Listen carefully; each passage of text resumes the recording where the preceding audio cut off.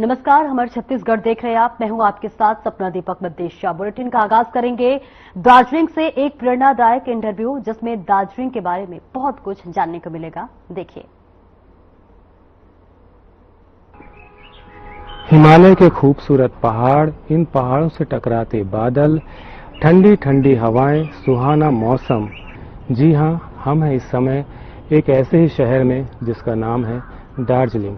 दार्जिलिंग एक ऐसा शहर जिसके बारे में सभी जानते हैं, और जो भी जानता है वह जरूर ये सोचता होगा कि जिंदगी में कम से कम एक बार वह यहाँ जरूर आए, और उसे आना भी चाहिए। मगर ये खूबसूरत पहाड़, ये खूबसूरत वादियाँ जितनी सुहानी हैं, जितनी आकर्षक हैं, उतनी ही चुनौतीपूर्ण भी हैं। वे लोग जो यहाँ रहते हैं उन चुनौतियों का हर रोज सामना करते हैं, मगर फिर भी एक बहुत ही अच्छी, एक सफल लाइफ जीते हैं। आज ऐसे ही मेहमान हमारे साथ हैं श्री राजेश प्रधान जी। तो राजेश जी, सबसे पहले मैं आपके बारे में थोड़ा और जानना चाहूँगा। आपका जन्म कहाँ हुआ, कैसे आपकी शिक्षा दीक्षा रही, और किस तरह से आज आप एक सफल बिजनेसमैन के रूप में कार्य कर रहे हैं, और इन पहाड़ियों में किस तरह की चुनौतियों का सामना करते हुए आप बड़े हुए। इन सब बारे में यदि आप हमें बताएं तो शायद हमारे दर्शकों को भी इससे कुछ न कुछ सीखने को मिलेगा। हाँ, नमस्कार सभी दर्शकों को। प्रवेश जी, तो आपको धीरे धन्यवाद जो आप इतना दूर से आके जो हमारा इंटरव्यू ले रहा है, इसके लिए। हम इसी दार्जिलिंग का रहने वाला है, तो मेरा जन्म भी इधर हुआ है, मेरा शिक्षक या एजुकेशन ये सब इधर ही हुआ है, और हम इधर से वर्षों सालों से रह रहा है। तो सेंट ट्रोपर्स स्कूल से हम क्लास 5 से उधर था, सेंट ट्रोपर्स से क्लास 10 तक उधर पढ़ा हूँ। उसके बाद हम सेंट जोसेफ कॉलेज में था, सेंट जोसेफ कॉलेज में ग्रेजुएशन किया है, बीकॉम किया है। उसके बाद में काम करने के लिए हम सिक्किम भी चला गया था, 2-3 साल आफ्टर माई बीकॉम एग्जाम्स। ठीक है, तो सिक्किम में काम करने के बाद 3-4 साल सिक्किम में काम किया हूँ, गैंगटॉक में। उसके बाद दार्जिलिंग में भी किया हूँ छोटे मोटे। वहाँ क्या काम करते थे? वहाँ पर हम अकाउंट्स देखता था। हाँ, बीकॉम बैकग्राउंड होने के कारण हम अकाउंट्स ही देखता था। करीब 10 साल का मेरा अकाउंट्स का एक्सपीरियंस है। उसके बाद में अभी हम सेंट्रल स्कूल में काम करा है एज ए सेक्रेटरी। हाँ, जो मेरा इस साल 25 साल हो रहा है। हाँ, और मेरा दोनों लड़का लोग, जो बेटा है मेरा, दोनों उधर से पास कर चुका है, और एक तो मेरा दिल्ली में है और काम कर रहा है। एक छोटा बेटा यहाँ पर जो है बेंगलोर में, वहाँ पर पोस्ट ग्रेजुएट के लिए अभी एडमिशन लिया है, उधर जाएगा। तो जैसा कि इन पहाड़ों में रहना बहुत चुनौतीपूर्ण होता है, तो इन चुनौतियों ने आपको किस तरह से मजबूत बनाया? जो आम जीवन की परेशानियां होती हैं, जो दुख सुख होता है, उसे हैंडल करने में आपको आसानी हुई? इस पहाड़ में रहने का दूसरा अलग मजा है जी। जो इसमें उतार चढ़ाव बहुत होता है, जो आपको फिजिकल फिटनेस भी देता है, मेंटली फिटनेस भी देता है। जैसे यहाँ का जो सुंदरता है, जो फ्रेश हवा है, हाँ, ये आपको मेंटली आपको स्ट्रांग रखता है। मैं यहाँ डाली फाटक सेवा संघ है, जो हमारा एक सोसाइटी है, उसका सेक्रेटरी बहुत दिन से हूँ, बहुत साल से हूँ। इसलिए कभी भी ऐसा मुसीबत हो या ऐसा कुछ लगा तो हम सभी जन को, यहाँ पर जितना भी एरिया है, सब जन को जाना पहचानता हूँ। तो वो सबको, जिसको भी परेशान हो या हमको भी परेशान हो, हम एक दूसरे को मिलके हैंडल करता है। हम लोग पहाड़ का जो आदमी लोग होता है, हम बहुत ईमानदारी होता है और हमारा नियत बहुत साफ होता है। तो हम लोग का वो झूठ का वो ऐसा कुछ है, वो हमको मतलब अच्छा भी नहीं लगता है। हाँ, हमारा जो है वो किसी को हेल्प करना ही हम जरूरत समझता है। हम हॉस्पिटैलिटी बिजनेस में है, और हम होम स्टे रन करता है, और होम स्टे का नाम है रैम्बलर्स नेस्टिंग होम स्टे, जो मेरा बड़ा बेटे ने रखा है। ठीक है, तो इसका रैम्बलर्स का मीनिंग है कि जो मतलब जो गेस्ट रहने का जगह ढूंढते आएगा, हाँ, उसके लिए वो एक मतलब नेस्ट जैसा है। हाँ, एक होम है। Home far away from home. देश विदेश से लोग आपके होम स्टे में आते हैं, उनके साथ आपका कैसा एक्सपीरियंस रहता है? ठीक है, इसमें हमको ऐसा मौका मिलता है कि यहाँ पर दुनिया भर का लोग आता है, जैसे इंडियन भी आता है, फॉरेनर्स भी आता है। तो हम वो मतलब बिजनेस इंटरेक्शन जो होता है, मतलब हमारा रहन सहन का, वो लोग का रहन सहन का, तो इसमें बहुत मजा आता है और कुछ सीखने को भी हमको मिलता है। जो होम स्टे या होटल में बहुत डिफरेंस होता है। होम स्टे में हम लोग साथ में रहता है, हाँ, जो एक बिल्डिंग है वो साथ साथ में रहता है। तो हम किसी भी जो भी गेस्ट आता है तो उसके मतलब जितना भी फ्री टाइम है हमारा, जब स्कूल जाएगा सुबह जाने के आगे हम गेस्ट से बात करता है, उसका क्या है, कैसा है, क्या चल रहा है, उसका कहाँ घूमने कहाँ जाना है, तो हम वो सब मिला के जाता है इसको। वो लोग का साइट सीइंग क्या करना है, कहाँ पर जाना है। हाँ, और स्कूल होके हम जब बाद में स्कूल से आता है तभी वो लोग भी साइट सीइंग करके घूम घाम करके आता है, तो वो लोग का फीलिंग्स कैसा होता है, हाँ, वो लोग को कैसा महसूस हो गया ये सब देखने में, तो ये आप जानने में बहुत अच्छा है। कोई जितना भी है आपका यहाँ पर जो गेस्ट आए सब खुशी हुआ है, क्योंकि अब जैसे होटल में कोई भी गेस्ट जाता है तो मालिक को तो पहचानता नहीं है, मालिक तो दिखता ही नहीं है। लेकिन होम स्टे में हम मालिक भी है, हम यहाँ का सर्वेंट भी है, क्योंकि हम सब मिलके काम करता है। इसमें मेरा जो वाइफ है सविता, सैवी बोलता है हम उसको निकनेम, तो हमको बहुत हेल्प करता है। 90% वही करता है। हमारा काम है थोड़ा मैनेजमेंट करना है, हाँ, बुकिंग लेना है और गेस्टों के साथ बात करना है, क्योंकि वो तो बिजी रहता है अपना स्टाफ के साथ दूसरा फील्ड में। तो इसीलिए मेरा वाइफ को ये 90% श्रेय उसको जाता है। Namaste everyone. I am Mrs. Savita Pradhan. I am the co-owner of the Ramdas Nesting Homestay. At present I am looking after this homestay and I am very happy and satisfied looking after this property. Excited to share our culture, knowledge from my hometown, from my community as well. The motto of my life is to make people happy and to be happy myself also. Okay, so physically we don't need any over exercise here. Our daily up and down makes us stronger. Living standards now at present it's very high, isn't it? Very high. Everybody, I can see even in Darjeeling, our children living in a high standard. Okay, and regarding living standard, I don't want to say anything. Okay, because it's their choice. Even some people, even if they are very rich, wealthy, they don't want to live in like a high-profile life, isn't it? Whatever they are satisfied, isn't it? And some people, poor people, even if they don't have anything, they want to live a high, like a high-profile, well-dressed up, isn't it? Grooming themselves day by day, isn't it?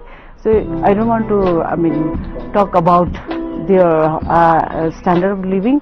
What I want to say is, wherever you are, whatever you do, whatever way you live happily and give positive vibes to the others.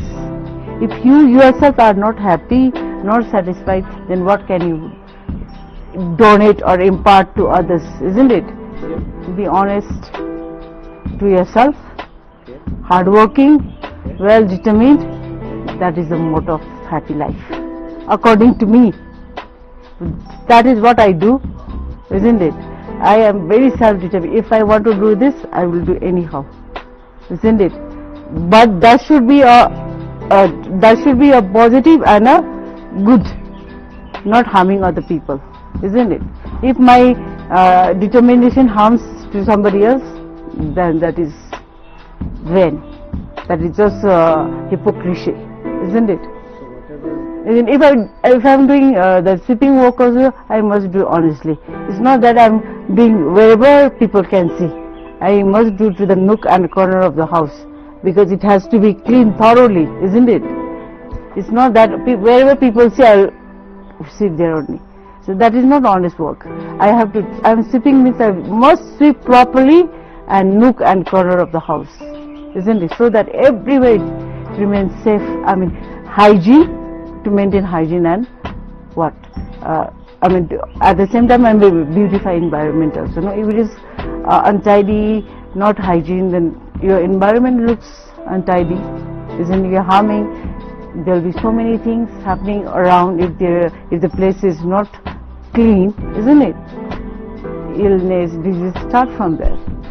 Honesty, service and determination should be the motto of your life, to make yourself happy and to make people happy around you.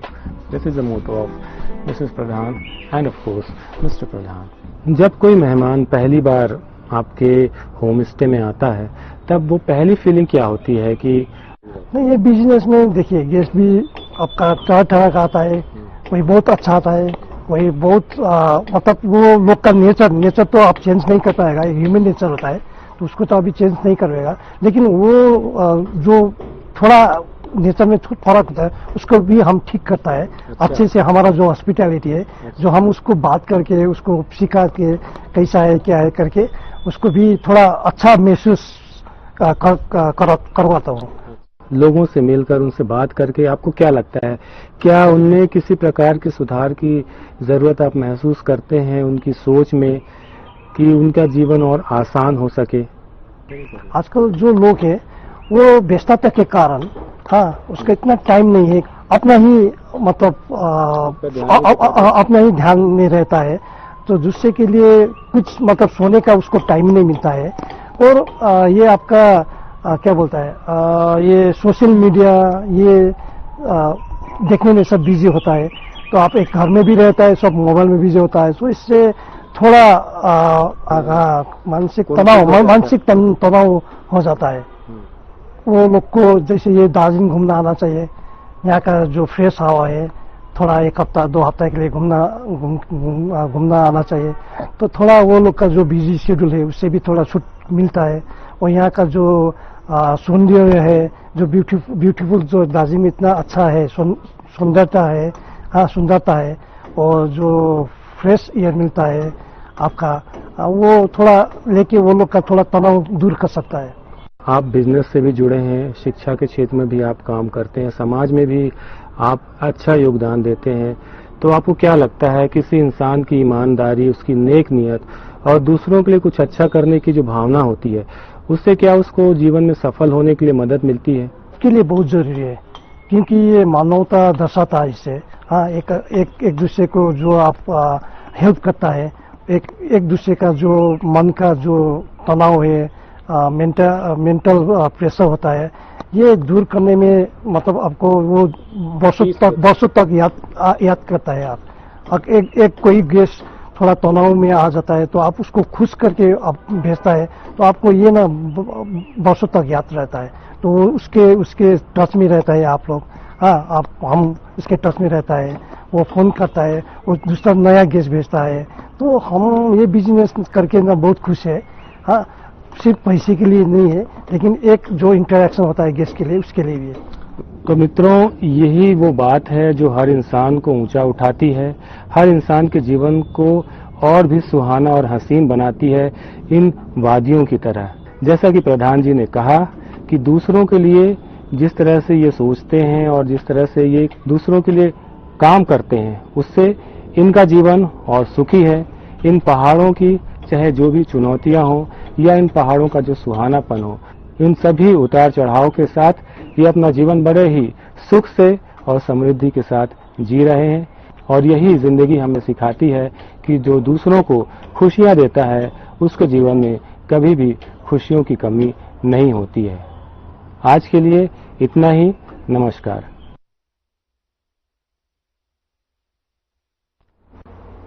एक break के लिए रुकेंगे, जल्द लौटते हैं।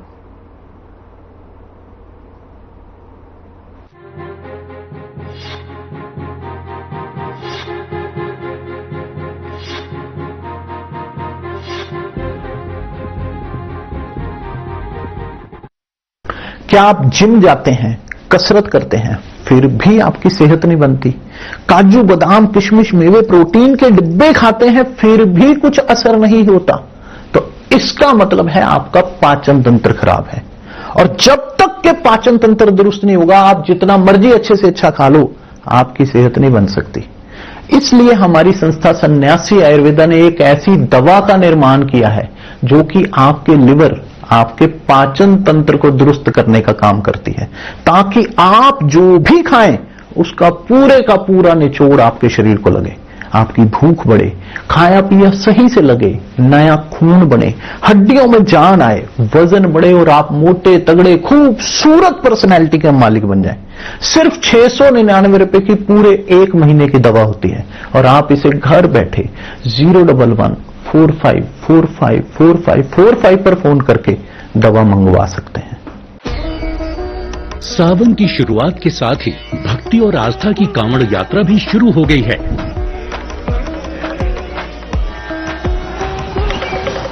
इस शुभ अवसर पर उत्तराखंड सरकार सभी श्रद्धालुओं का हार्दिक स्वागत करती है। आपकी यात्रा मंगलमय और सुरक्षित रहे, इसके लिए कुछ महत्वपूर्ण दिशा निर्देशों का पालन करें। पैदल कांवड़ यात्री केवल निर्धारित कांवड़ पटरी का ही प्रयोग करें। अपना पहचान पत्र हमेशा अपने पास रखें। वाहनों में बैठे कांवड़ यात्रियों की सूची और यात्रा विवरण स्पष्ट रूप से चिपकाएं। अपने वाहन केवल निर्धारित पार्किंग स्थलों पर ही खड़ा करें।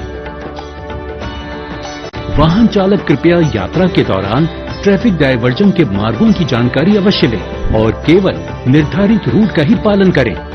पैदल कांवड़ की ऊंचाई 7 फीट और झांकी की ऊंचाई 12 फीट से अधिक ना हो। स्नान केवल निर्धारित घाटों पर ही करें और विश्राम केवल शिविरों या रैन बसेरों में ही करें, सड़कों पर नहीं।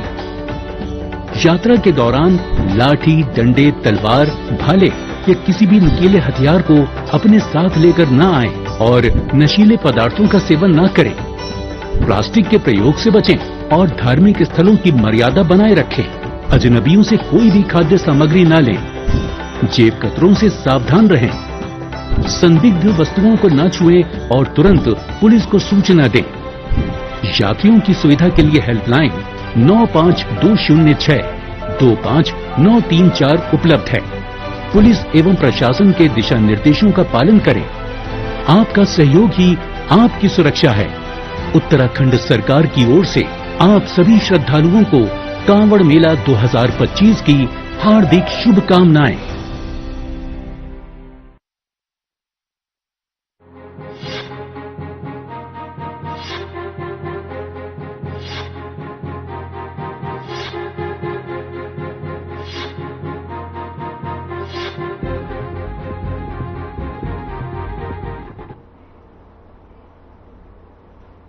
अब ब्रेक के बाद एक बार फिर से स्वागत है आपका। खबरों में आगे बढ़ेंगे। बिलासपुर की सुवानी शिक्षण समिति एक गैर सरकारी संगठन है जो कि बुजुर्गों की देखभाल के लिए समर्पित है, विशेष रूप से उन लोगों के लिए जो अपने परिवार के साथ नहीं रहते हैं। इस समिति का उद्देश्य बुजुर्गों को एक सुरक्षित, सम्मानजनक और आरामदायक जीवन प्रदान करना है। रिपोर्ट देखिए।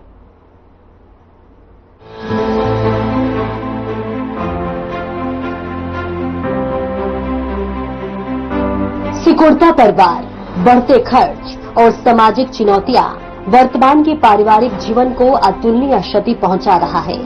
बिलासपुर की सुवानी शिक्षण समिति में उन बुजुर्ग व्यक्तियों को देखभाल के लिए रखा जाता है जो अपने परिवार के साथ नहीं रहते हैं। यहाँ उनकी बेहतर चिकित्सा के साथ साथ देखभाल भी किया जाता है। जो बच्चे अपने माता पिता के साए में पलते बढ़ते हैं, बड़े होने पर उन्हें माता पिता की जगह वृद्धाश्रम में हो जाती है। समाज में धीरे धीरे वृद्धाश्रम की स्वीकार्यता और आवश्यकता बढ़ती जा रही है। सजीवता सोसाइटी ने सुवानी वृद्ध आश्रम में रहने वाले वरिष्ठ नागरिकों से चर्चा की। इस आश्रम की संरक्षिका ने कहा कि आने वाले समय में चुनौतियां और भी गंभीर हो सकती है। वहीं इस आश्रम में यहाँ रहने वाले लोगों के साथ 2 युवतियों ने अपना समय व्यतीत किया। उन्हें फल, मिठाई और पेय पदार्थ दिया।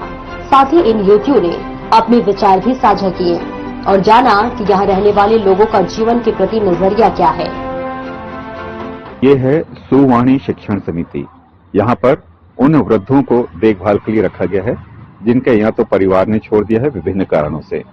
यहाँ पर उन सब की बेहतर चिकित्सा होती है, देखरेख होती है और उनका भरण पोषण भी होता है। लेकिन जो यहाँ के संरक्षक हैं, जो संचालक हैं, वे इस व्यवस्था से स्वयं संतुष्ट नहीं है। उनका कहना है कि जागरूक समाज जब तक ऐसे वृद्धों के आगे के जो जीवन है, जो बचे हुए शेष वर्ष हैं, अगर इनका सुविधाजनक और अच्छा निकले तो उनको यहाँ पर क्या कर रही हैं? मैं अभी सुवानी वृद्धाश्रम में एक संरक्षिका का काम कर रही हूँ और एक मैं श्री राधा फाउंडेशन भी संचालित कर रही हूँ। अच्छा। समाज सेवा का काम मेरा ये 10 साल से चल रहा है। अच्छा। ये आश्रम कब से चालू हुआ? ये आश्रम 2000 से है। 2000 से चालू हुआ? जी। तो पिछले 24 साल से आश्रम चल रहा है? 2020 से। 5 साल हो गए? हाँ, 5 साल हो गए। तो प्रारंभ में यहाँ पर कितने लोग थे? प्रारंभ में यहाँ पे 5-7 लोग थे। अच्छा। धीरे धीरे लोगों को पता आते गए जाते गए 10 लोग का तो यहाँ पे अंत्येष्टि हुआ है। अच्छा। जी। कुल कैपेसिटी कितनी है? अभी 25 है। 25 की कैपेसिटी है? जी। लगभग लोग हैं इसमें? अभी कई लोग तो हॉस्पिटल में हैं, कई लोग अभी गए हुए हैं। मूलतः किस उम्र के और कैसे लोग आते हैं यहाँ पर? यहाँ पे जैसे कई आश्रम से इन्हें निकाल दिया जाता है। अच्छा, आश्रम से भी निकाल दिया? हाँ, जैसे जो बेडन है ना, उनको यहाँ से वृद्धाश्रम से निकाल दिया जाता है। कई लोग को रोड से उठा के लाया जाता है। अच्छा। और यहाँ पे अभी यहाँ पे उपस्थित नहीं है, बाजू के कमरे में जो एक गुरुदासी कॉलेज के यहाँ पे यूनिवर्सिटी के रजिस्ट्रार है, वो लोग यहाँ पे रहते हैं। मतलब सोचिए कि ये स्थिति है, डॉक्टर गौर से आप मिले होंगे, जिनके बच्चे सब बॉम्बे में हैं। और ये जो रजिस्ट्रार हैं, इनकी बिटिया हैं, ये इनको ऊपर कमरे में बंद कर दी थी। इन्होंने कलेक्टर को सुसाइड का लेटर लिखा, तो फिर कलेक्टर साहब का आदेश हुआ, तो फिर इनको लाके रखा गया। अभी ये लोग लखनऊ गए हुए हैं अपने गांव। तो ऐसे ऐसे लोग हैं और आप बाकी लोगों से यहाँ मिल ही रहे हैं। यहाँ पे पूरी प्रयास है कि यहाँ पे हमने संजय अलंक जी, आप कभी हमारे ऑफिस आइए, जो मैं आपको बहुत सारी चीजें दिखाऊंगी। कि मैं आज से 6 साल पहले संजय अलंक जी से जब कलेक्टर थे, मैं उनसे मुलाकात की थी और बोली थी कि मतलब बिलासपुर में एक वृंदावन बनने की योजना, कि ऐसा गौरी गोपाल जैसे सेवाएं या वृद्ध का सेवाएं वृंदावन में ही क्यों, सारे लोग तो वृंदावन पहुंच नहीं पाएंगे, तो ये चीजें बिलासपुर में बनाई जाए। मैं पहले से ही बुजुर्ग लोगों से जुड़ी हूँ और मेरे को उन लोग के साथ बैठना, बात करना, टाइम स्पेंड करना बहुत अच्छा लगता है। क्या देखे ऐसा इतना देरों में आप कुछ मतलब उन लोग के साथ बात करके मेरे को ऐसा लगा कि किसी को भी अपने मम्मी पापा या दादी दादा को नहीं छोड़ना चाहिए। बुढ़ापे में ही उन लोग का सहारा बन के हम लोग को रहना चाहिए। मतलब देखिए, मैं पहली बार आई हूँ ऐसे जगहों में, मेरे को बहुत खराब लगा कि कैसे वृद्ध लोग को छोड़ देते हैं। वही हमारे दादा दादी मम्मी पापा हमको बचपन में खिलाते हैं, चलना सिखाते हैं, और जिस टाइम उन लोग को हम लोग का सहारा का जरूरत होता है, लोग यहाँ लाकर छोड़ देते हैं या फिर घर से निकाल देते हैं। ऐसा बिल्कुल नहीं करना चाहिए। हमारे चैनल के द्वारा से आप युवाओं के लिए, नई पीढ़ी के लिए क्या मैसेज देना चाहेंगे? मैं युवाओं नई पीढ़ियों को बस ये कहना चाहती हूँ कि कोई अपने दादा दादी मम्मी पापा को ऐसे अनाथ मत करे, मत छोड़े। जो भी हम लोग इस दुनिया में आए हैं, उन्हीं के सहारे में आए हैं, तो हम लोग को उन लोग का आदर करना चाहिए और उन लोग का हम लोग को सहारा बनना चाहिए, ना कि ऐसे वृद्धाश्रम या बाहर छोड़ना चाहिए।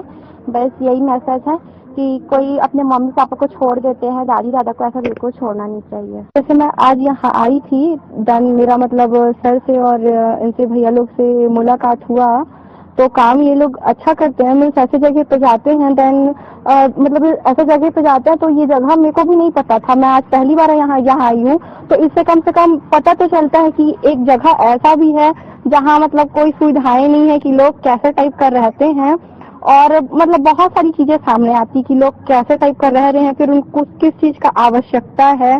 तो वो चीज मतलब बहुत सारे लोग ऐसे रहते हैं जो मतलब शो ऑफ पसंद नहीं करते, मीन्स कैमरे के सामने या वीडियो फोटोज ये सब चीज पसंद नहीं करते। उसमें से एक मैं भी हूँ, लेकिन एक ये है कि मेरे में इंसानियत है और लोगों के अंदर ना इंसानियत होना चाहिए।